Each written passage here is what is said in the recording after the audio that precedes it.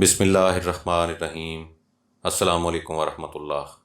تمام تعریفیں ہیں اس رب غفور الرحیم کے لیے جو تمام جہانوں کا خالق و رازق ہے، اور لاکھوں کروڑوں درود و سلام حضور نبی کریم صلی اللہ علیہ وآلہ وسلم کی ذات اقدس پر، جن کو اللہ تبارک و تعالیٰ نے تمام جہانوں کے لیے رحمت بنا کر بھیجا۔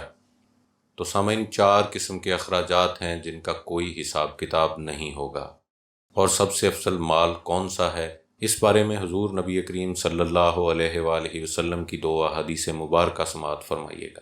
حضرت انس بن مالک رضی اللہ تعالی عنہ حضور اقدس صلی اللہ علیہ وآلہ وسلم کا یہ فرمان مبارک نقل فرماتے ہیں کہ 4 اخراجات ایسے ہیں کہ روز قیامت ان کا کسی قسم کا حساب نہیں ہوگا۔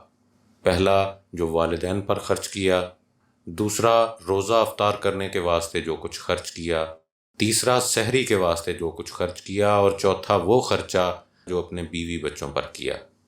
حضور نبی کریم صلی اللہ علیہ وآلہ وسلم کا فرمان مبارک ہے کہ دینار 4 قسم کے ہیں۔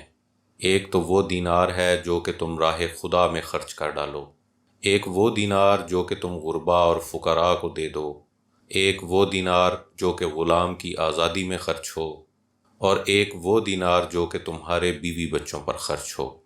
ان تمام دیناروں میں وہ افضل دینار ہے جو کہ تمہارے بیوی بچوں پر خرچ ہو۔ سامعین، اللہ تبارک و تعالی ہمیں حضور نبی کریم صلی اللہ علیہ وآلہ وسلم کے مبارک ارشادات پر عمل کرنے کی توفیق عطا فرمائے۔ خوش رہیں، ایک دوسرے کا خیال رکھیں۔ السلام علیکم ورحمۃ اللہ۔